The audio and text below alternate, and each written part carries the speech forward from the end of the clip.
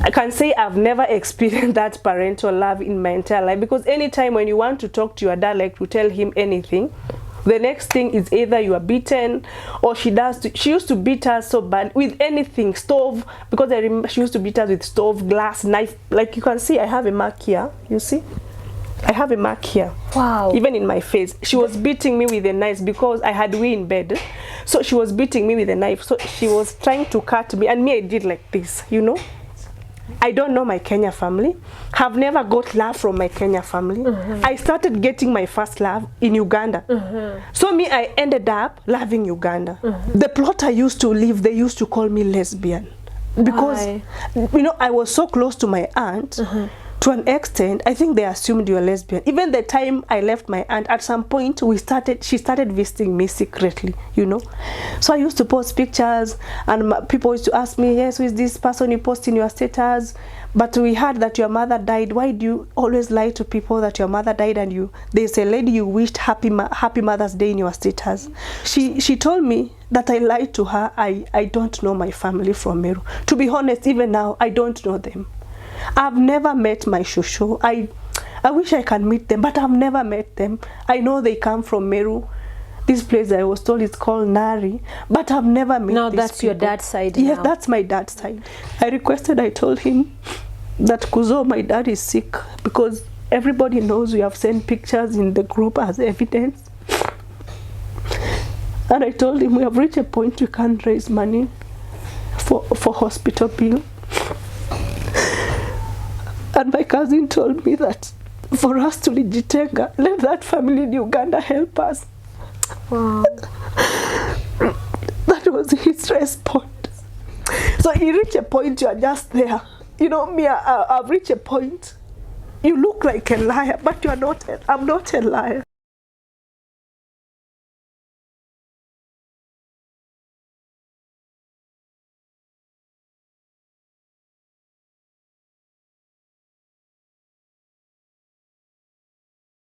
Hello, how are you doing today?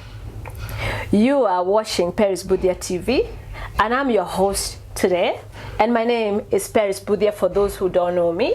And for those who've been following us, liking us, sharing our video, may God bless you and expand your boundaries. We want to thank you 10,000 subscribers. We want to thank you 11,000 subscribers, because we are going there in a hurry. And we want to thank you who is watching us for the first time today and you've decided to subscribe. We hope that you're going to enjoy our content. And even if you have a story, remember there's a number there that you can call us and tell us the story you want to give us, and we'll be happy to have you. Now today, I have a story for you. I am in Nairobi. I know some of you know I wasn't here. I am back. And I am somewhere called, I think, off Thika Road, Luiru. We have a beautiful story. It's a love story. It is bitter, sweet kind of story that is going to be given by a young lady by name Dorcas. She's the one who's going to give her story. And don't go nowhere. Get a drink. Take a seat. Let us learn together. And I won't forget, before we go further, that today we are sponsored by none other but Timeless Medical Spa in Lavington Mall. They do everything skin. So if you have any skin issues, please do call us. The number is again there on the bottom, and you'll be happy that you did. And without further ado, let us just dive into this story. I'm sure you're going to enjoy it. Hello, Miss Dorcas. Hello. How are you? I'm good. Thank you for having us today. I'm glad to. Now, why don't you look at that camera and say hello to our viewers? Tell them what's your name, who you are, tujue kitu kidogo, a little bit about you. Hello family, hello Paris TV. My name is Dorcas Kambura Kirimi. I am a mother, I'm an entrepreneur, I'm a student, I'm a saloonist, and I'm glad today to be in this TV. Yeah, as I'm going to share my story. I know it's heartbreaking and an encouraging story at the same time. And I hope as time goes, we are going to learn more about me. Yeah. All right, now you went so fast. Can you tell us, where were you born? Were you born in a family of how many? You know, are you the only child? Can you please give us a little bit of your, so we get to know up to this level, who are you? Where did you come from? Okay, thank you. I was born in Eldoret. I was born in Eldoret, in a place called Moi Barracks. I grew there for some time. I'm the second born in a family of 6. Okay. Yeah, and at some point, I went to Uganda. Yeah, so I have 2 families. I have my Kenya family and my Uganda family. Oh. Yeah. Nice. So you have okay. Slow down a little bit. So you said you were born in Eldoret in a family of 7. 6. Yeah. And you are the third. the third. No, I'm the second born. Second born. Yeah. So, and at some point you went to Uganda. Did the whole family move to Uganda? No, the whole family didn't move to Uganda. Everything started when my mother died. My mother died. I don't know I was how old, because after my mother died, at some point, there was some disagreement between the 2 families, and so for us we were separated with our Kenyan family.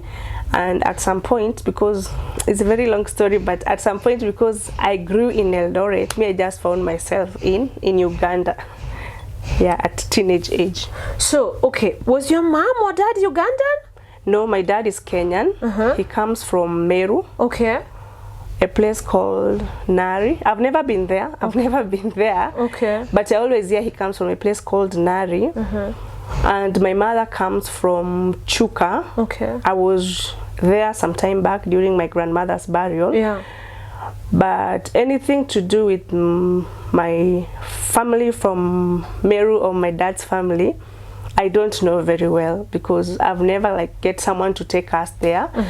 So I don't have full information about my family from my daddy's side. Okay. Yeah, so that is how I ended up in Uganda. Though my parents, they are both Kenyans. They are Merus. Okay. Yeah.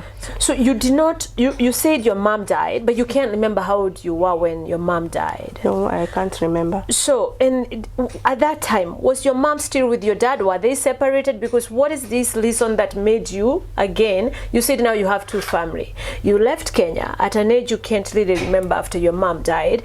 You went to Uganda and you were raised by another family. So I'm asking, is it because your mom and dad had separated at this time, or what happened, if you don't mind me asking? What really happened is, when my mother died, we had a stepmother. She was called, let me not mention the name for my own reason. When my mother died, we had a stepmother, but she was never friendly to us. She used to mistreat us badly when we were young. So as we grew up, we were 3 of us first. The other sisters I'm saying, they are my stepsister, not biological sister. So from my mom, we were only 3. These other ones, they are my stepsister. So from my mom's side, we were only 3 of us. Our elder sister, she's currently in Kampala, then me, and the other one who follows me, she's also in Kenya. So how we ended up, I ended up in a different family, is because my mother was so brutal. My stepmother, she used to mistreat us, and I don't know what really happened to my dad, because sometimes my mother used to beat us when my dad is just there looking at us and he was not doing anything. And in case you report to our dad what she used to do, the next day when dad is not around, she'll beat you badly again. So for us, we developed with that fear, you know. Since I was a child, that was us. Even if she'll do what, she'll torture us. It reached a point we were not sharing with anyone, even the environment. But some people I know, they know, because where we used to stay in Eldoret, people used to know that my mother used to mistreat us, but they were not in position to do anything, because everybody assumed if the father knows and is not doing anything, who are we? So you see, so me, I grew up in a way that we didn't have friends. Nobody used to come and visit us, because my mother was very brutal. She used to mistreat us so bad. And I can say I've never experienced that parental love in my entire life, because anytime when you want to talk to your dad, like to tell him anything, the next thing is either you are beaten, or she used to beat us so bad with anything, stove, because I remember she used to beat us with stove, glass, knife. Like you can see, I have a mark here, you see? I have a mark here. Wow. Even in my face. She was beating me with a knife because I had we in bed. So she was beating me with a knife. So she was trying to cut me. And me, I did like this, you know.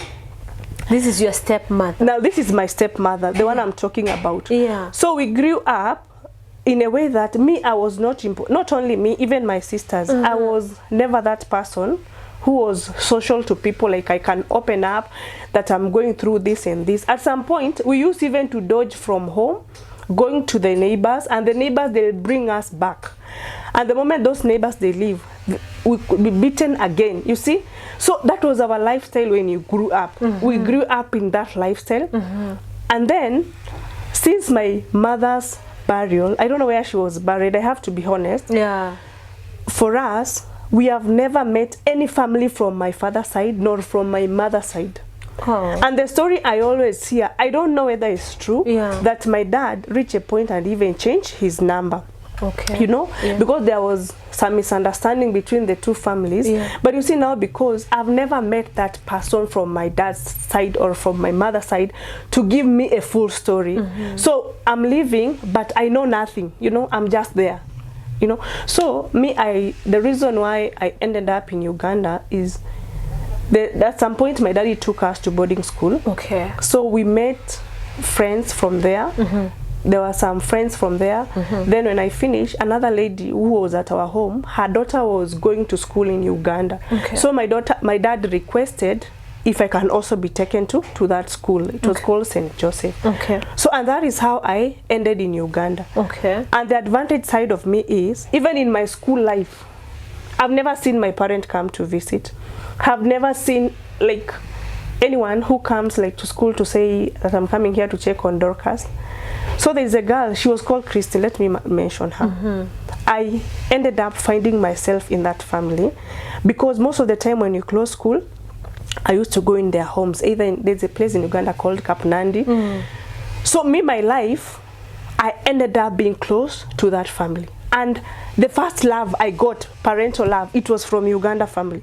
So sometime when they'll chase me for school fees, I'll not go home because I know the kind of stress that is in Kenya.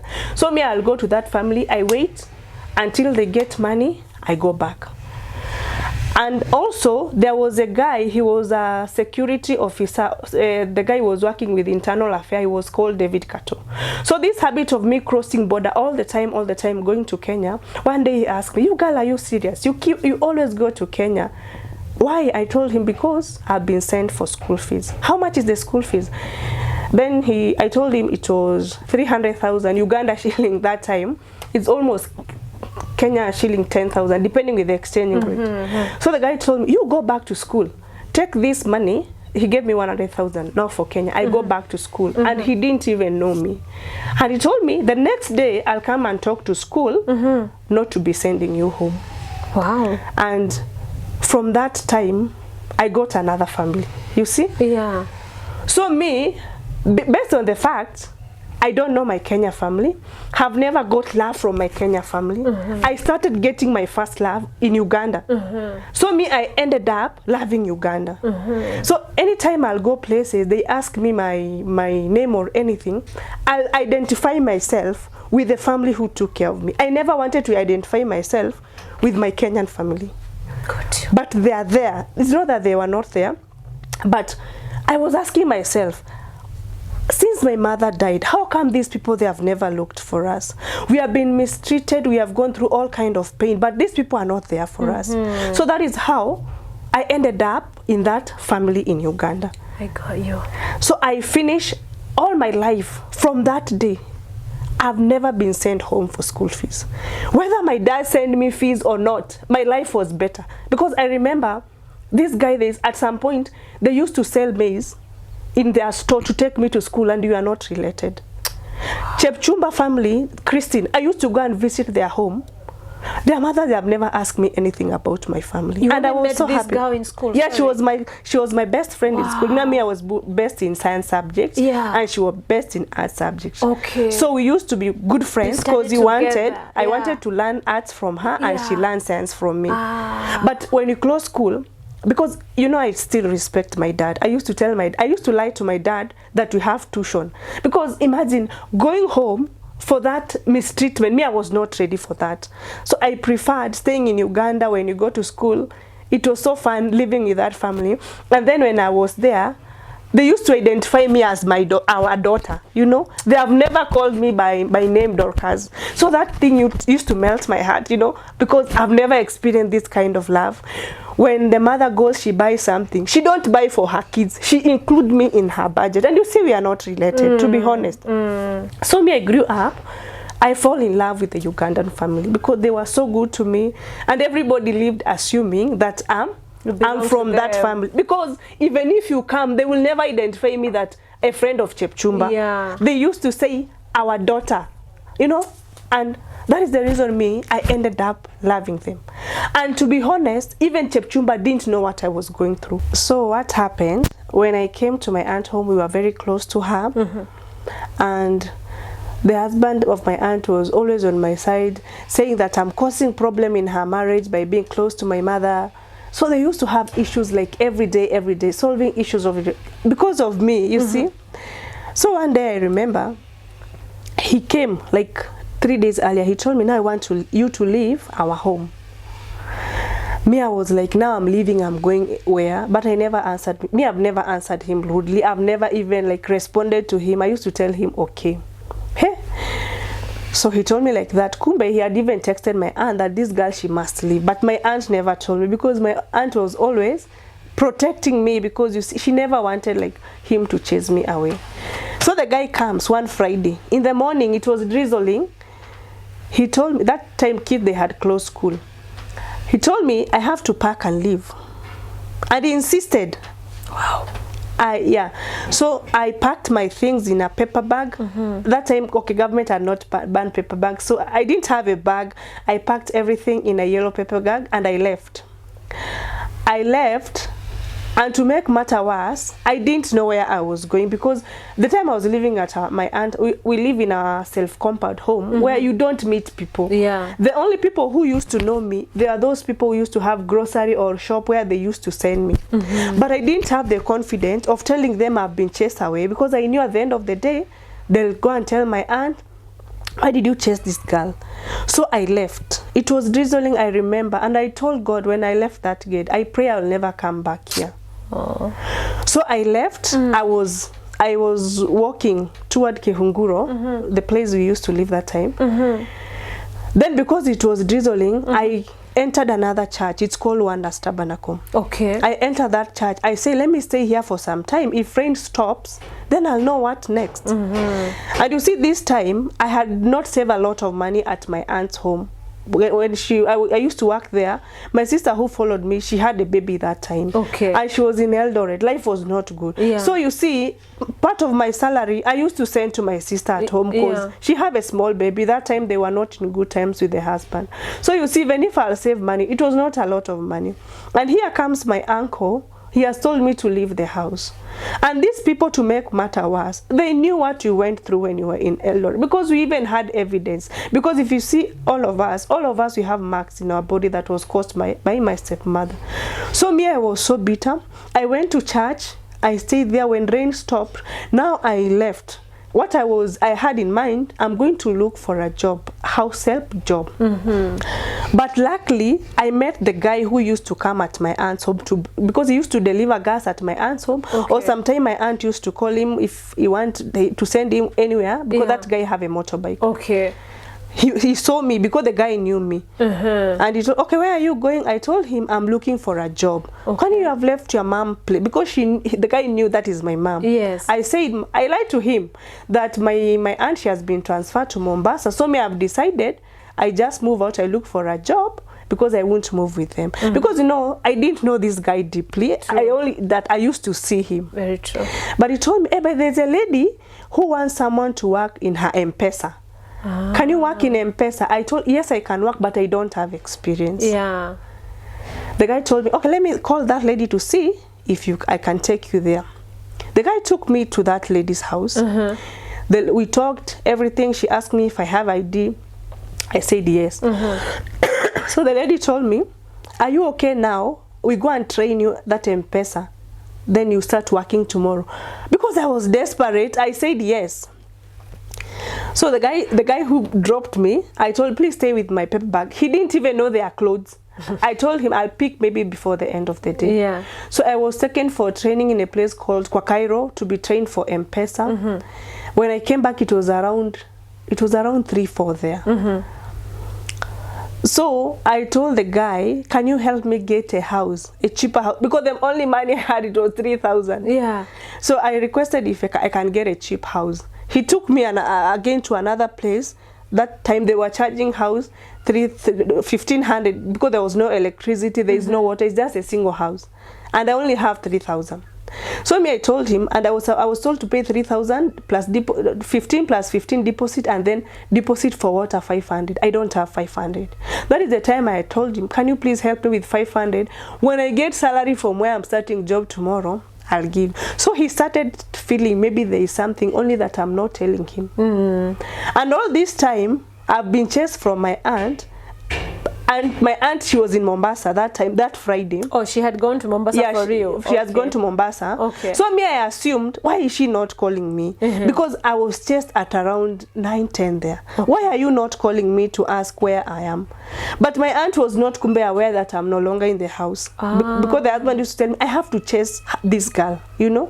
But she came to realize in the evening when I already rent a house, I didn't have mattress, I didn't have anything. But the guy brought for me a carton box where I can be sleeping, and he gave me his jacket to be covering myself because I didn't have even a blanket the time I started my life. So we started connecting with this guy from that time. We were not dating anyway. It was just a friend. Yeah. So he used to come where I'm employed. Sometimes he asked me, have you eaten lunch? I told him no. He gave me 50 bob. And he has never mentioned to me anything about dating and so on. But because he was working as a border guy, me, I had that negativity in me because I used to hear very bad stories about them. But he was so much concerned to me. Anytime we'll meet, he'll just advise me this and this. So me, it reached a point, I was so open to him. I told him what really happened, blah, blah, blah. And from that day, he started taking care of me. Like, he bring me like money for lunch, money for supper, just like that. So the place I was employed in, that M-Pesa, I was working even up to Sunday. Okay. So this guy, Sundays, he was planning he can take me somewhere we talk, but I didn't have time to go because, you know, I have to respect the job. Yes. And based on the fact I'm desperate, I can't even ask for permission. Me, I just wanted money. So the guy, he reached a point, he told me, okay, ask your boss for permission because I want to talk to you so seriously and I don't feel comfortable coming to where you are working. Because you see, opposite we have a chemist, the next part is a butchery. So what the conversation we speak, everybody at the end of the day will hear, you know. So I requested my boss one Sunday for off. Okay. And she accepted. We went, we talked. You know, I opened up. I really cried because I was bitter. I shared with him everything that I'm going through, what I went through at my aunt's home. And he told me, okay, what are your plans? I told him, my plans, if God opened for me the way, I will wish to go back to school. Yeah, before I even think of to settle, I just wish to go back to school. You loved school. Yeah, I really love education. That's me. So the guy told me, okay, what if we open a business, we operate together? Then, so that you have freedom instead of you working there. When I want to talk to you, you don't have time. Me, I told him, yes, I love the idea, but do I have that money? Me, I didn't know that he had saved some little amount. He was just testing to see my reaction. So he told me, you need to go and tell that lady from this time you will not be working in her shop. And I told the lady at least to give her time to look for someone else. So that is how I left that M-Pesa. We started our own shop. It was M-Pesa and we used to sell charcoal and I was the one managing. Before we go there, let me take you back a little bit. Your auntie, after now she realized that you've been chased out of her home. She was in Mombasa. When she came back to Nairobi, did she look for you? She didn't look for me at first, but she sent me money. I remember she sent me 2,000 for some upkeep. She sent me 2,000 for some upkeep because I don't know, she felt I don't have money. And she also requested if she can give me a bed. Okay. And she gave me a bed and jerry cans. This jerry can for 10 liters. So she cared. She cared at some point. But you see, again, when the uncle realized I've been given bed, he requested I take them back, which I did. I took the bed and the jerry cans back because my uncle was saying Now you pretend you have gone and it is us still taking care of you, because even the bed you are using, it is our bed, you know. So me, I decided, let me take it back. I looked for mukokoteni and I told the guy to take everything at my aunt's home for my peace of mind. Yeah. Because every time I was receiving messages and calls, and I didn't deserve that, honestly, just because of a bed. Okay. And you see, this time, okay, that happened even before I moved with the guy. I had returned everything. So me, the time I met the guy, I was still sleeping on the box with his jacket and so on, you know. Okay, so now you've started your business. We started our business. We used to sell charcoal, and we had M-Pesa. And that time M-Pesa was not paying so well, because we used to get a commission of like 6,000, sometimes 8,000. So it was just like sustaining me, not the family. But for him, he has never given up. He used to tell me, one day we shall get money. You know, my guy was that kind of person. He used not even go to church, but is a guy of faith, you know. And he can tell you, Dorcas, don't give up. Money will still come. So it reached a point, you had to close this business because it was not paying so well. And I went to work in a certain company. It was called Angels. But I worked there for some time. Then after connecting my stepsister and my real sister for a job there, I left. You know, I have plating. I know to plait. I'm a saloonist, only that I'm best in braids. And so I used to feel I need my freedom. And again, I wanted to go back to school, only that there was no that money. So when I left the company, we came and opened a salon at some point. But you see, the time we opened salon, that area was not so strategic. So we operated there like 1 year, and I left. The reason I left is because I used to have some sickness. I used to have headaches from long time. So you see, my husband used to spend a lot of money taking me to hospital all the time. And you see, he used to ask me, what is really the problem? I've never mistreated you. Why do you always have headaches all the time? But you see, me, I used to live and assume, so I will end up as nobody. You know, like, I finished my senior 6. I came to Kenya to work as a house help. Yani, my life will end as nobody. But I never wanted to tell him what is eating me, because he's a border guy. There was no possibility of me going to school from him. But he used to tell me, you'll still go to school. That is one thing he used to tell me. By this time, are you living together? Yes, I shifted. We started living together. Because you see, I was paying rent 15 and he was paying rent 25. For all those costs, we decided, why don't we stay together? But before we moved in together, because he had seduced me, and I told him, give me time. And you see, we were just friends, but we are moving together as friends. So he told me that one day you'll go to school, because you told me you don't want to get married until you go to school. So he told me, I'm not going to push you for anything. God will use any means and you'll go to school. So life continued like that, and it reached a point when we closed the salon, I was swimming into depression. Now, lifestyle was hospitals. I used to go from different hospitals, and I was not sick, just headache. And it reached a point, I even had appointment, because I was going to do scan for meningitis.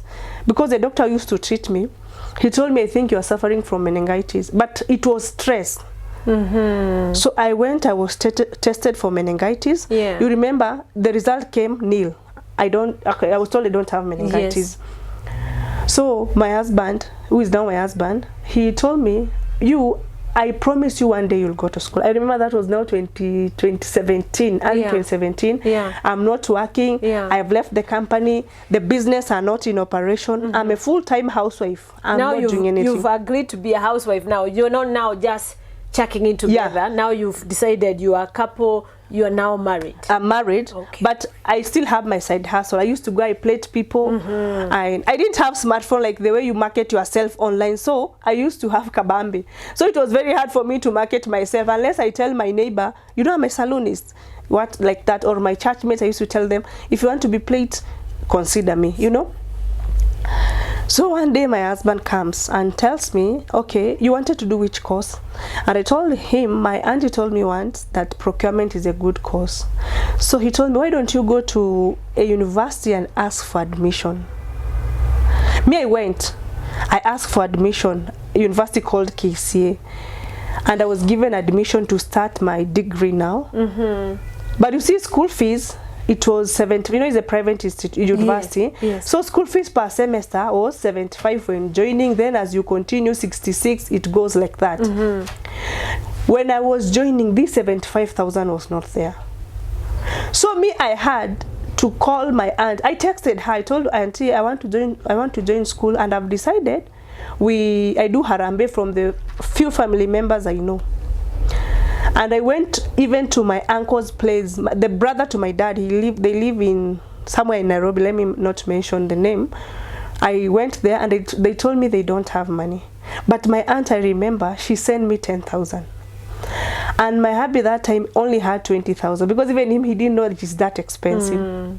So the time I'm joining school, out of 75, I only had this little amount, you know. So I was admitted, everything went smoothly. But when we were almost doing the final exam, I didn't do exam, I had not clear fees, he don't have money, you know.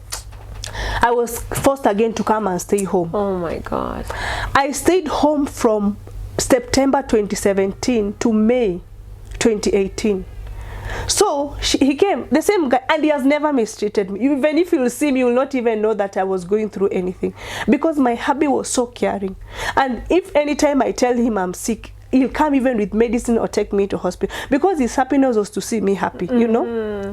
So he told me, I've done my own calculation and I feel I can manage 30,000 per month. Can you change your course from degree to diploma? Wow. What a caring. I accepted, because me, I wanted at least to go to school. Yeah. And that is how I went back to school. And it was not a challenge, because, you know, 30 was not that a lot to him. He used to have chama, so when he gets chama, he pays for me. And that time he bought for me even a smartphone. At least I can access internet. They used to send notes sometime through email. It was free. It was so easy for me. And you know, I used to go to school every day. I used to 100, going 80, coming in the evening 70, plus my lunch, because you know that is 50 bucks. Yeah. And I've never lacked that money going to school. We were not living here. We used to live in a Kadabo house that time. Okay. And you see, this time our business, by the time I went to school, in that period, we managed to open another business. Okay. What kind? Which is still in operation up to now. What kind? Yeah. So what kind of, the business is gas. We sell gas, and we still have M-Pesa in the same shop. Okay. So there is someone we had employed in the shop. Me, I was a full-time student. It was a full-time boda guy.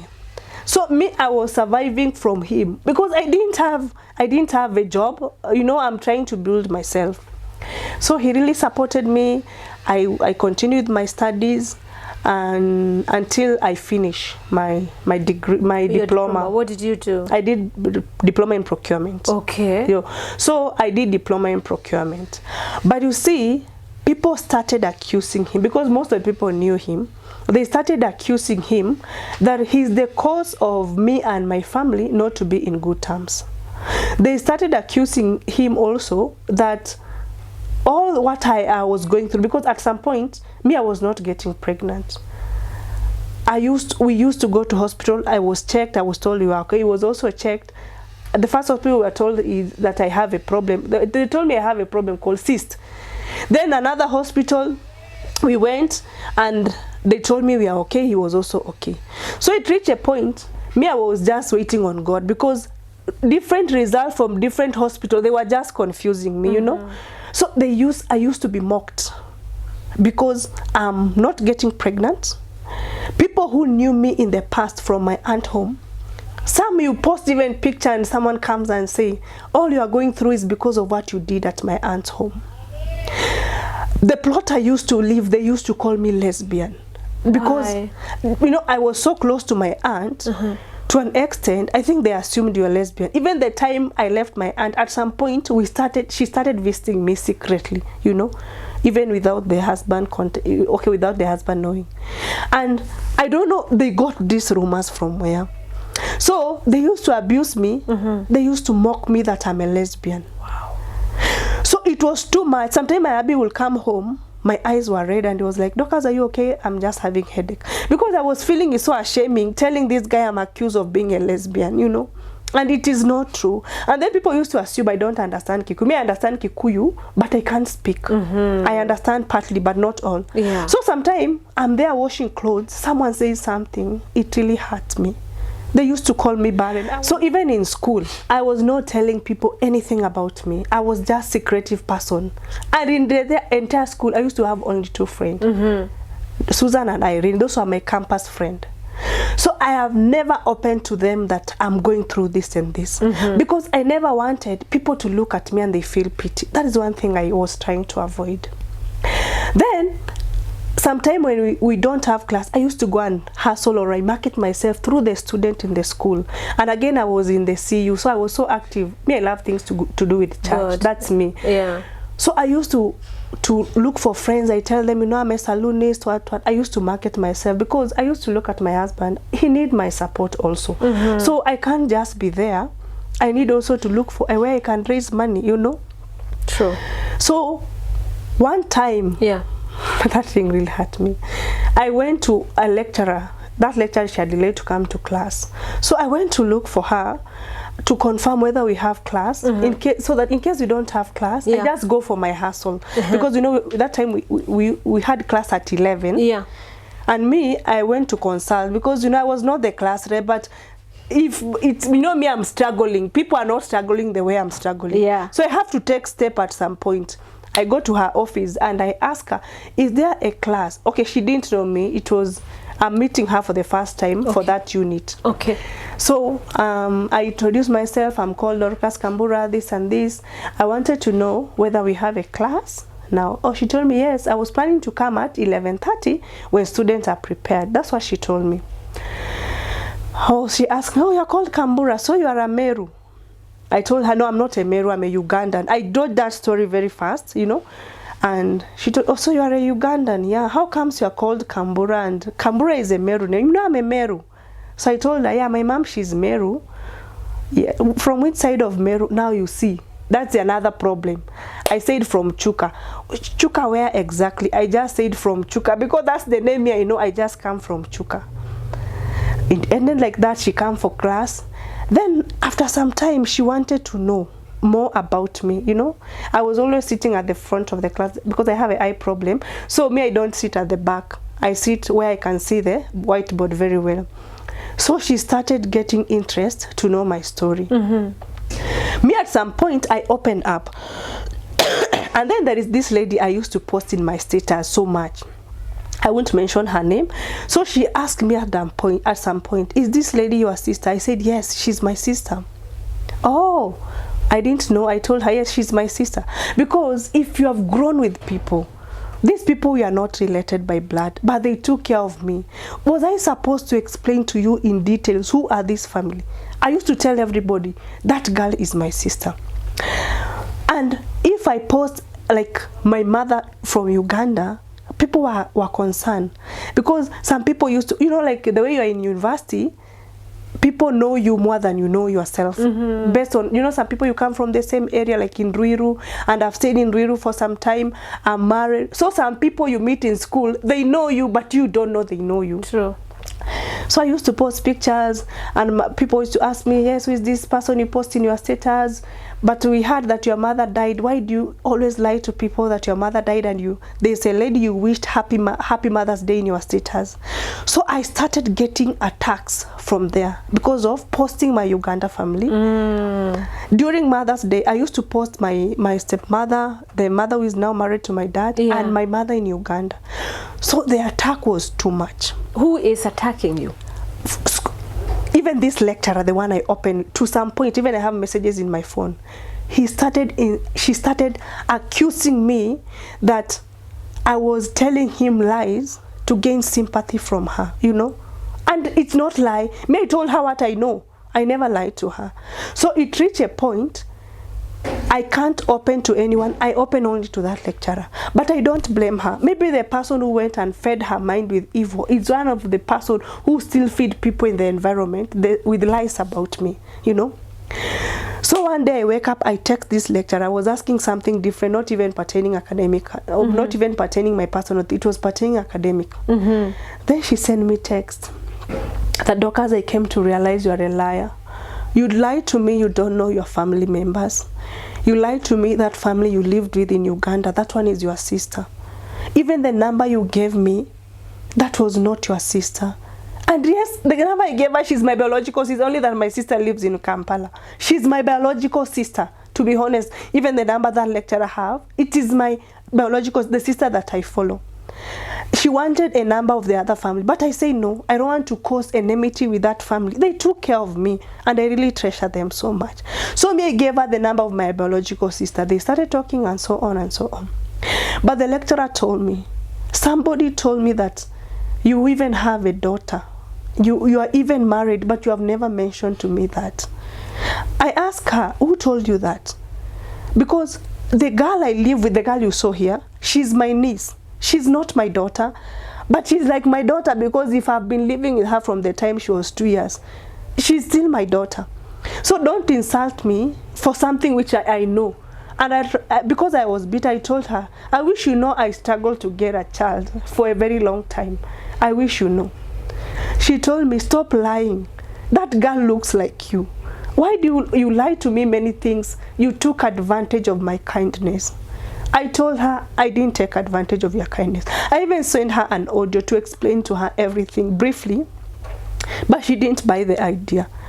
And you see, she told me that I lied to her. I don't know my family from Meru. To be honest, even now, I don't know them. I've never met my shosho. I wish I can meet them, but I've never met them.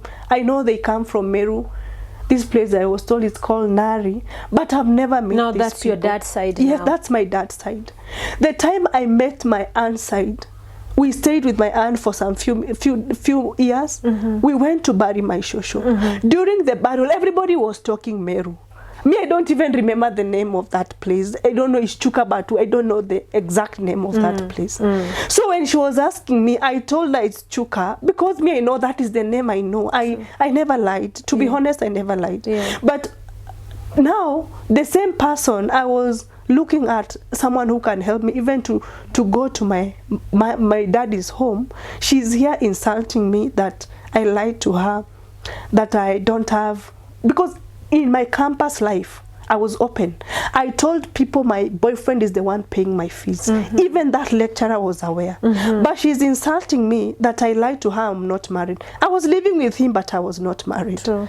I was not, even now I don't have a ring, I'm not married. But we live together. We hope one day we are going to make it official. Because may I understand, if you don't have a marriage certificate, you are not officially married. Because if anything happens, you still don't have anything to show that you people are married. But I treasure my husband because he's my everything, you see?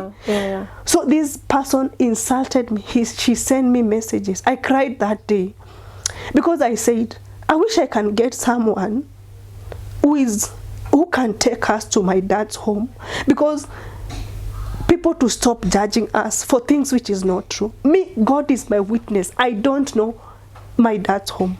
I know his brother, one of my dad's brother, but we are not close to these people. See, you are meeting these people when you are a grown-up.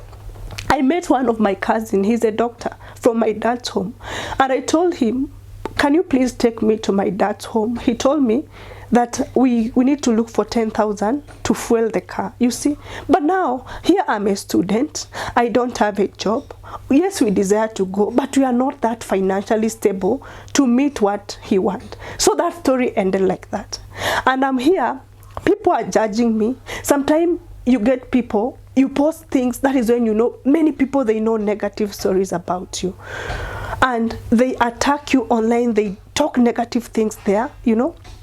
And so between me and the lecturer, I told her, and I hope one day she'll see this video, I told her, come to listen to my story. You will learn I never lied to you.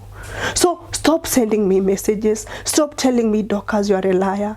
I don't know who told our lecturer that me, I had a daughter. I don't know. I don't know where she got those stories from. Me, I don't know. But the daughter I have, I used to tell people she's my daughter, even when I was in campus, because the girl lives with me. I can't deny. She used to call me mom, and she was comfortable. But people says that I pretend I'm a girl, yet I have a daughter. I used to post this girl, you see. Why should I hide her and I'm posting her She's everywhere? your sister's daughter? Yeah, she's my And stepsister's daughter. How are you living with her? Okay, the time my sister got pregnant, Yeah. she was so young. She didn't have a job. She ended up in depression also. Okay. And she used to bleed every day because of those complications. Okay. So my dad requested me, because I have a supportive husband and I still hustle. Your real dad? My real dad now. The one you're still struggling to go see his people? Yes. Okay. So requested me if I can stay with my niece. And I said yes. She came to me, and my sister, that time I connected her with a friend. She got a job in a hotel.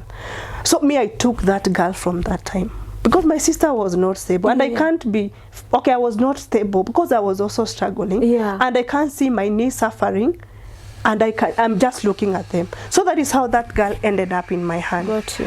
But people here, they're attacking you because of That girl. of this girl.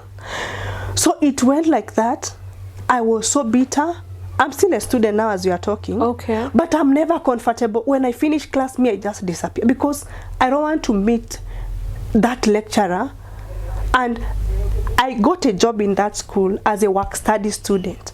But the people we were working with in that office, I don't know, they got information from where. It reached a point people started developing some attitude to me. You know, like they have been told negative stories about you, and they bring that bitterness to you. Me, I came and told my husband. My husband asked me, is there anything you are lacking? Just leave that job. I left there. So in that process, I've been desiring who can listen to my story. So things got worse when my dad got sick. My dad got sick, diabetes, and it was worse in the month of May this year.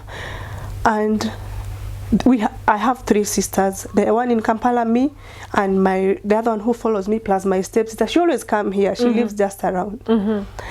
My dad was admitted in Moi Referral Private Hospital in Eldoret. We don't have money. What did I do? I formed a group. The people we have been hearing, they are our relatives, because some of them we have our number. Me, I started forming group to ask for contribution, because my dad is in hospital. We don't have a way of raising money. Now we have added people in group. Me, I'm asking them for money to support my dad, to at least to pay the hospital bill. Yeah. Because it was too much. We spend a lot. So because people were not responding, Kube, my dad's condition was getting so worse. And that thing, he had a wound. I'll show you the picture. It was moving. It reached a point, the time we were transferring him to another hospital, the issue was worse. So they had to cut my dad, because his leg now is cut. He don't have one leg. Yeah. So that diabetes, it spread. And I remember that time when I was asking people for contribution, I formed a group with cousins, and they were not responding to my message. So I decided to text one of my cousins, and I inboxed, because these people, you'll see them, they are online. I told him that Kuzo, my dad is sick, because everybody knows we have sent pictures in the group as evidence. And I told him we have reached a point we can't raise money for hospital bill. And my cousin told me that for us to Ligitenga, let that family in Uganda help us. Wow. That was his response. So sorry. So hard. I told her. Get some water, please. I came and told my sister, this is what my cousin have told me. I'm going to delete that group, and it will no longer continue. So I started sending inbox to my friends, some of them who were schooling with me, with pictures, telling them what has happened to my dad. And they contributed money for us. I also texted my auntie, that to send the sister to my mother. She sent to me some money.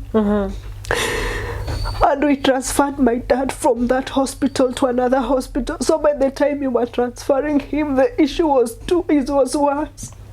And the time we reached there, the doctor said that the only option is to cut his leg. That is how my dad's leg was cut. So Sorry. after some time, like 3 weeks, someone comes to my inbox and tell me that I was lying, that my dad is sick, to gain public sympathy again. And it is true, he was sick. And that is why they never contributed to us. And I'm like, really, I never lied. That is my father. My dad is now, he's having one leg. One leg was cut because it was too late to save that condition. And you see here, I'm trying to heal from my dad issue. You still get insult from people from school. Those people who have been told lies about you. They have been told lies about my husband. And everybody is judging me. They have reached a point they even insult. When I post picture of my mother, they said I lied to them that my mother is dead, and yet I wish her happy day. There's a time I posted my mother in Kampala, and I was appreciating her on something, because the time I was looking for a child, I wanted to commit suicide because there was nobody to listen to me. And I remember she used to call me every day and pray for me, and she used to tell me, don't give up, you are not Barren. So the time I conceived, she was my everything. I used to post her every time. I'm so sorry. Then someone comes and say that I used to lie, my mom is dead, and it is true. I never lied. It is true. I never lied. So they started saying that I lied. That I'd been lying to get public sympathy. That for us, we avoided our family in Meru. I've never seen those families, but I wish to see them. We have never met them. I don't know them. Then one of my cousins confidently told me that you are waiting for our shosho to die so that we go and bury them. Yeah, I was told that. So I'm like, my dad, after we talked to my daddy told us that will take us to their home this year. We were supposed to go this year, April. But you see, my dad, he was attacked. He got sick that same period. So he was to take you to his family finally? No, there's a time, because we were facing many things from family. I talked to my sister, my elder sister. I told her, please tell Daddy to take us to their home, because, for us, we don't know why he has never taken us there. So my dad promised us that we are going to go this year. But now, because he ended up being sick, all the amount we have been spending in hospital, we have spent a lot of money. And you see my dad now, he don't have a leg. He's under insulin. His diet changed. We buy brown rice. Everything he eats is not normal food like the way he used to eat. So you see, we had to adjust everything so that we can support him, because we are the only children who can support my dad. So he was planning to take us to Meru this year, though we had not shared with the cousins, because these people, there was no need to tell them. So we shared. My dad was planning to take us to his home. We even talked, and he told me, I'm going to take you people to my grandparents. And that was the agreement. But now my dad is sick. We are struggling we are planning to buy him these, we are told, artificial legs, so that we can go with us. Because even if we go there, as we don't know Meru, how are we going to tell our shosho we are daughter of so and so? Because me, I can't speak Meru. My sisters, they can't speak Meru. And again, we just know it is Meru, a place called Nari, but we don't know exact place. Here is my cousin who was supposed to take us. He asked me that we look for money for fuel. Here we are struggling. We are trying our best at least to meet our other responsibilities. And you reach a point, no one has entered your shoes to know what you are going through. Then me, I opened a WhatsApp group to contribute money from my dad. People I don't know who knows me or who don't know me, they come and say that I was just asking for money, yet my dad is not sick.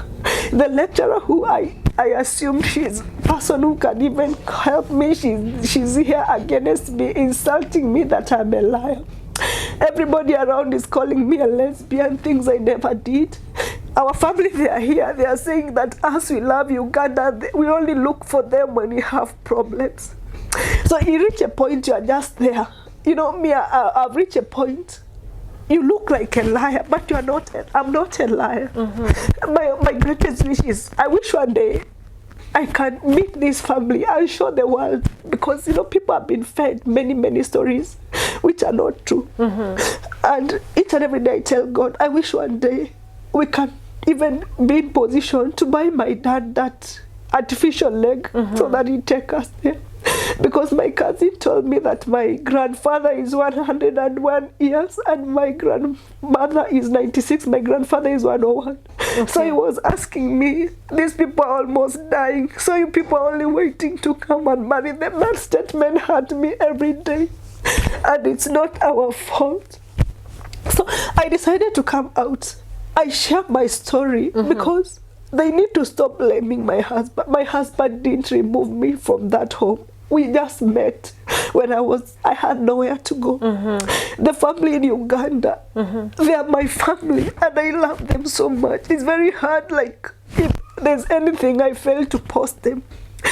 And it really breaks me. Every day when I wake up in the morning, I've always have headaches. I take painkillers like every day.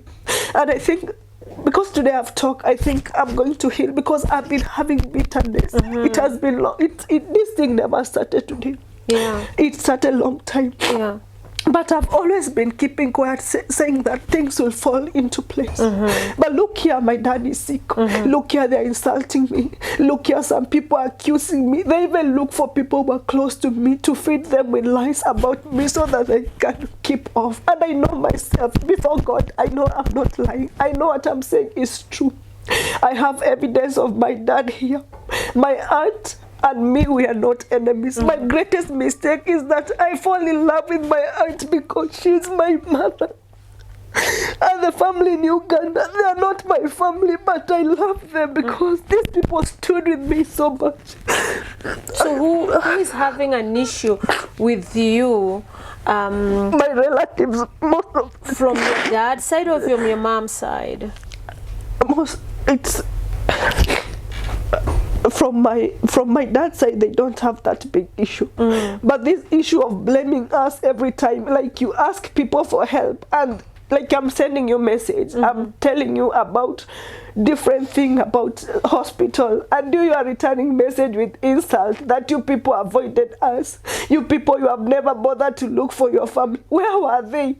For us, you were mistreated by my stepmother for a very long time. Where were these family members? Yes, it is true for them, we didn't look for them. Reason being, we don't know their names. How was I to go to look for my family? I don't know their names. I don't know they come from Meru side. And after we asked our dad at some point told us, but that he was never like he used not to see what my stepmother used to do to us, because people there where we used to live, they told us that it's like my dad was given juju. I don't know how juju is called in Kiswahili, where you give someone something and this someone just become like a fool. Because I remember my mother used to beat us, my stepmother, and my dad was always there, but he was not even saying anything. So when I grew up, at some point, I even told my dad, you see, like this leg of mine, I always have a problem. I was beaten by a djembe and it has never healed. So I told my dad about this leg, that this leg of mine. It's not straight. Even when I stand, you will see my stepmother beaten. So I was asking my dad, because that day when I was beaten, he was just sitting there. He came and told me later, for him, he was not seeing all those things. Is he still with your stepmom? No, they separated. Oh, so now he's alone. No, we have another mother, but that one she's good.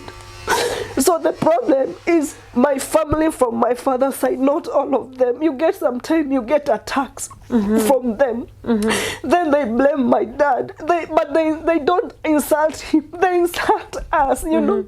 They blame us that we don't bother to look for them. And it's not that we don't bother. If you see my messages in family group, that the one we have with my sisters, we have been planning so much. Even we have been telling my sister, the one is in Kampala, that time you come Kenya, we have to visit these people. But recently my sister told me, let us work on buying for that leg, because even if we go, how are we going to introduce ourselves? Yeah. And who will interpret for us? Because obvious, we can't go there without our daughter. Yeah. So that thing has been hurting me so much. In the school the school is so good. I was favored in school because at some point I started doing marketing for the school, because they were using my picture to do marketing for the school. Okay. But it reached a point, I ended up being famous, because people used to see the picture and say, you see this girl, she's a lesbian. She was a lesbian with her aunt.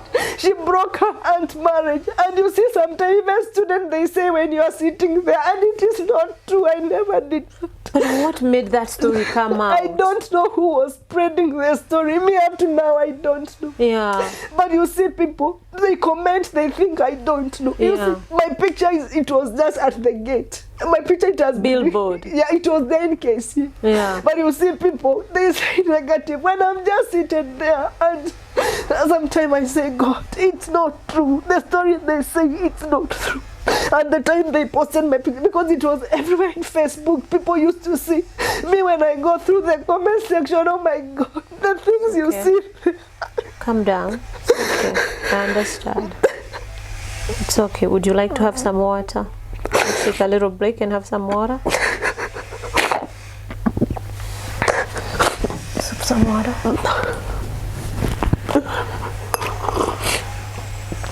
So that is one thing. Those are the things that have been hurting me. But God has been faithful, otherwise you're still going to school. When do you finish school? I finished my diploma in the year 2020. Okay. So you finished already? Yeah, I graduated in 2020. Okay. Yeah. So are you working now? No, I'm not working. I was in KC, but I stopped. Why? I was not a full-time, I was just a working student. Okay. But I stopped because of the stories I'm telling you. Yeah. People around me, you know, the way people behave, even if they don't tell you anything. Yeah. The way you just see them. Yeah.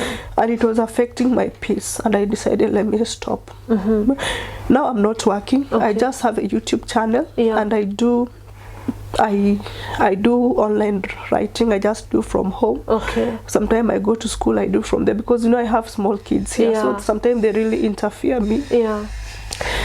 Now I'm not working. My husband is the one doing everything. Yeah. But I still study. I went back to school again to do my degree. Okay. Yeah. Oh, you're still doing your degree? Yeah. Wow. Yeah. So, Dorcas, the reason you called us, what do you want to get out of this interview? I want... Okay, sorry. It's okay. No. It's you to tell us. What do you... Because, you know, I hear, like I said from the beginning, you have a bittersweet story. You have such a beautiful love story. You met with this young man who you did not know, who is a stranger to you, who became a friend, and this friend ended up being your husband now, even though you haven't done, you're not legally married, let's put it that way. God bless you with a daughter? A son. A son who is a year old now. Yeah. So there's a happy story here, right? You have a husband who loves you, that is supporting you to a point you've even gone back to school to do degree. Wow, what a love story. And he's just about I don't know why people, that's one thing that you need to tell people, because a lot of us look down into people who have jobs that are not what we would call white collar job or blue collar job, right? We start looking at them down like they are not human being, right? But here's a beautiful story of a young man who loved you for you, you loved him for him, and you got a baby, and he's paying for your school, you're going to school, you're even planning in future, hopefully God will bless you and you will do a wedding if you know that's what you wish to do. So there's that happy story, but there's also this other side of the story where your family, where you were born, rather, your mom died when you were young. Your dad separated from your mom. Your stepmom abused you. He remarried. You went, lived in Uganda. You're back in Kenya. And now your dad's family is the one and your mom's family is the one that is giving you hard time now. Am I, I'm trying to summarize, yeah? So, Why is it you have a husband, sorry to ask this, you have a husband who loves you so much, you've started a life with him. Why is this other life of your dad's now bothering you so much to a point where it's affecting your present, while in earlier time, I'm sure some, because they come to a point where it's of your stepmom, your family that you found in Uganda, we thank God for them, and may God bless them. So what is the one thing that you want to get out of this? Is it because you want to build a relationship with your father's family now? Is it because you want to liquidate the relationship with you and your father, if it was tinted at some point? Is it because you want closure? What is it that you're doing this video for?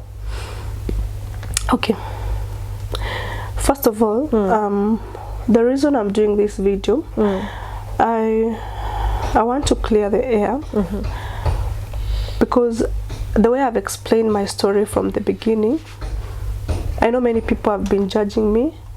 Many people, their mind have been fed with evil. Many people have been accusing me, calling me lesbian. Many people have been saying, especially from my daddy's side, the message I received from my cousin, they have been saying that you are not bothered. And I decided, because these things is not affecting only me, but is affecting the entire family, especially my sisters, it's good I've come out, because I want to clear the air for my peace of mind. Because I felt I'm swimming into depression and I want my peace of mind. And I said, the more I keep on keeping quiet, the more I keep on getting hurt. So me coming out, I want to clear the air. I want to tell people, those who have been told a very bad story about me, those stories are not true. And about my dad's medical issue, where I did fundraising, those people who have been sending me messages of insult, you know yourself, it's not a lie, it's true, my dad is sick. It doesn't mean if I don't post in my status or in Facebook or anywhere that he's not sick. My dad is sick, his one leg was cut. And to my aunt, I know you have been very supportive to me. Yeah, you still have a place in my heart. I'll never hate you, no matter what. And to my lecturer, you know the kind of messages you have been sending to me. All the insults you have been sending to me. Accusation, things I never did. And I've come open, because I told you one day I'll come open, because I'm doing this because I don't want to receive bad messages from you people who have been sending me bitter messages. I feel I'm fed up with those messages. Because I try to block you, but you still use different numbers. I can't be living a life of blocking people all the time. I've just come out so that I can also have my own peace of mind. And also, for those who have been saying that it's my husband who caused enmity with my family, I want to tell you that's a lie, because I met my husband when I didn't know even these family members. So I've come out to clear the air, because now I'm a content creator. I don't want those bad negativity from people, the things which are not true. And also I want to come out and say it is true, my mom died. She died when I was young, I don't know the year. And the family that in Uganda we met, the family of Christine, plus the family of Kasfa Burunji, that's my mom in Kampala. I know I've been insulted so much in Facebook. You have been seeing those comments. And you always have a place in my heart, because you really stood with me when nobody was there for me apart from my hubby. Even today I'm shooting this video, I'll not be alive because I wanted to commit suicide, but it's you, my mom in Kampala, who encouraged me and told me, Dorcas, one day you will share your story. And I'm here to clear the air. Because I just want peace. I'm tired swallowing painkillers every day. I'm just feeling tired, and I want my peace of mind. And to my dad's family, I want to tell you we have never hated you. I wish we can meet all of you.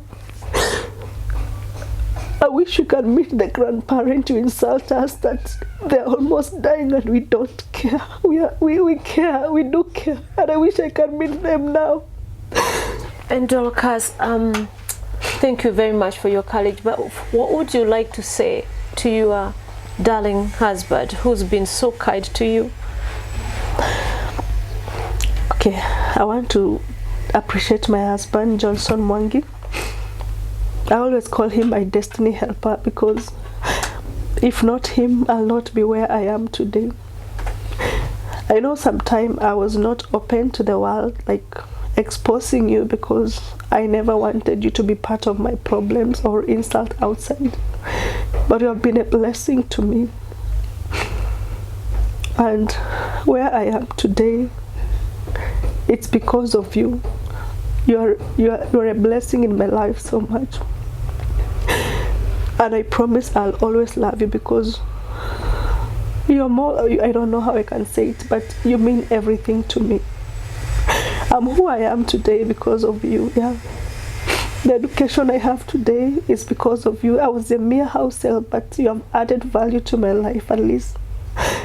Even if I'm not done with my degree, but at least I have a paper, my diploma in procurement and logistics.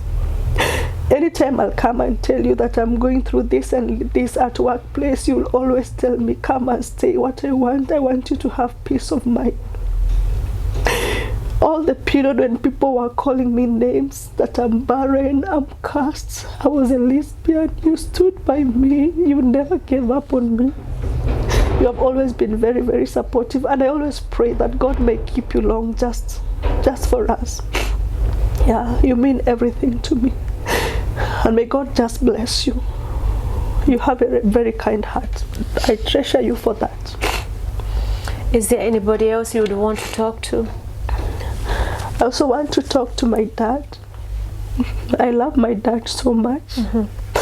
I won't judge him because of what happened in the past, because even him, he ended up being a victim.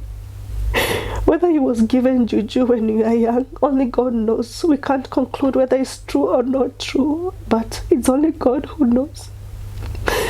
I love you so much, Dad. And I wish one day we can get money. We promise you that we are going to buy you artificial leg before the end of the year, so that you take us to your home. I wish one day you can have that artificial leg.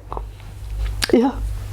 I also want to address my family, those who took care of me in Uganda. I'm sorry for bringing you to all these scandals, but I was forced to do this because I just want God to heal me. I think I'm depressed. I want total healing. That's why I've come out to share this story.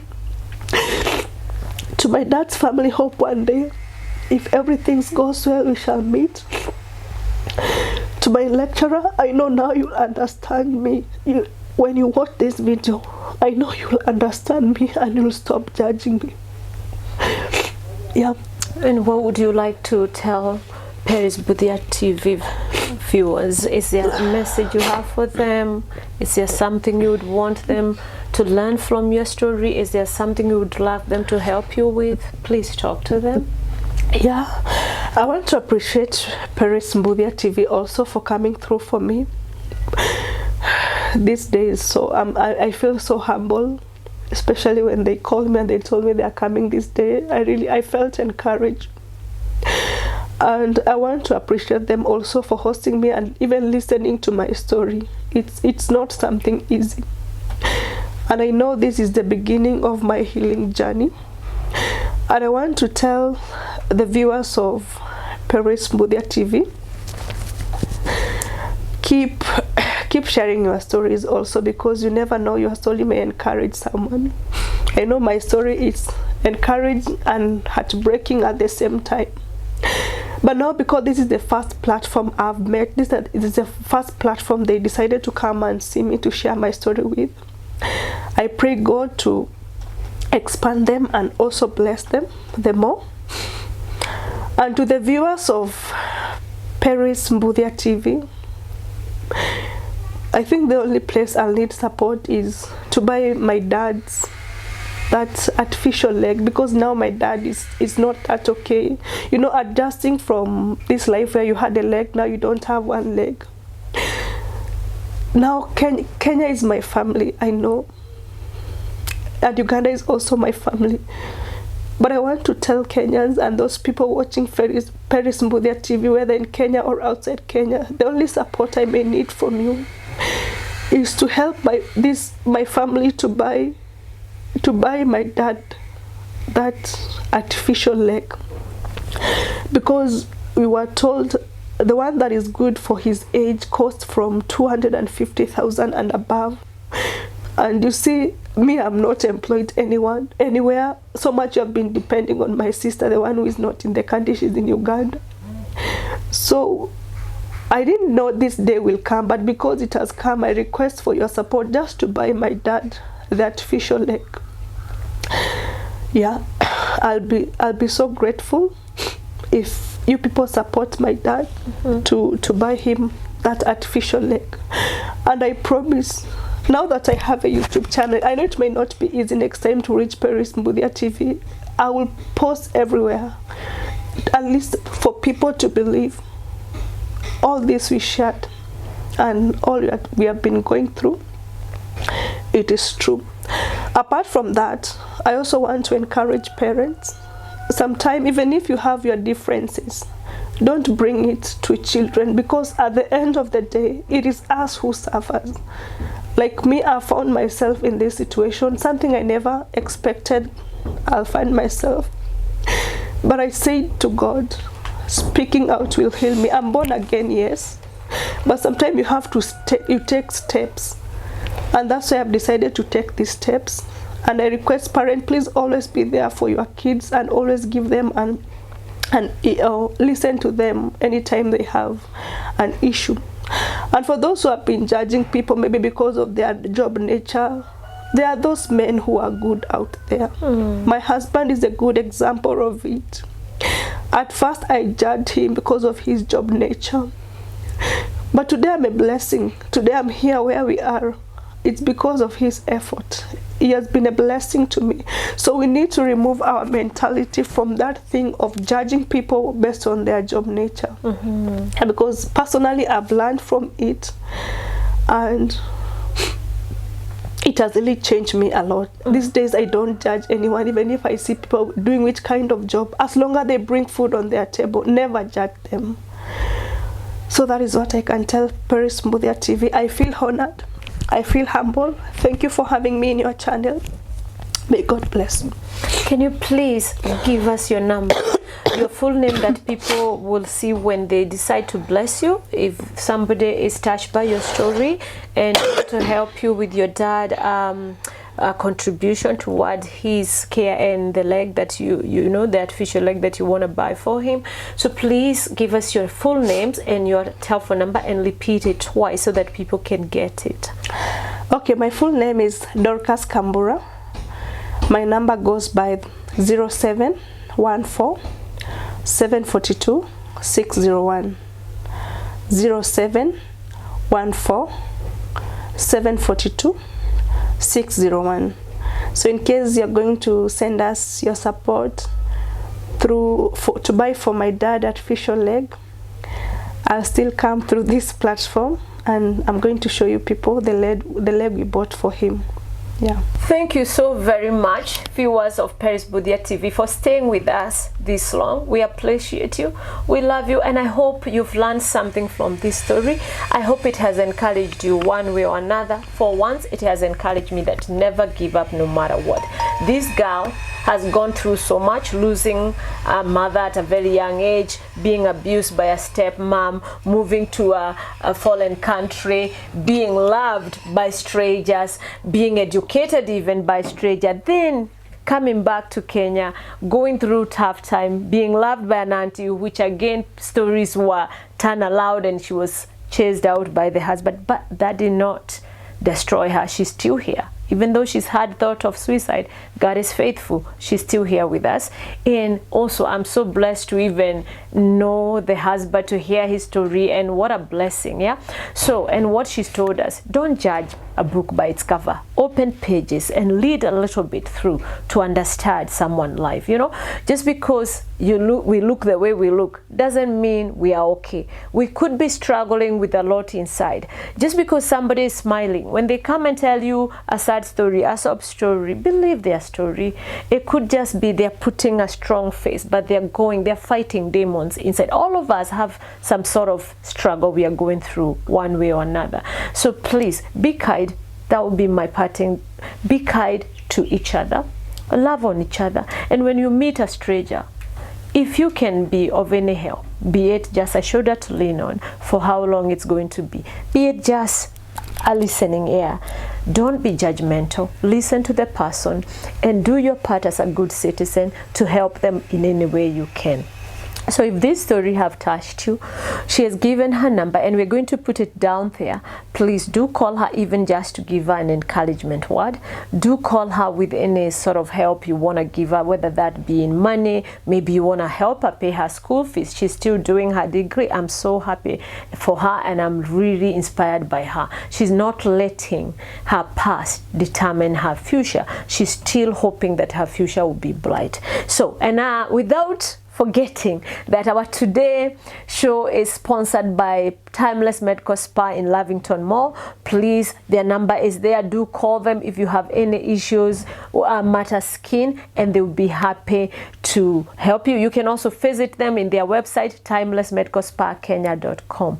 Thank you so very much. God bless you. Until next time, bye from me and my friend.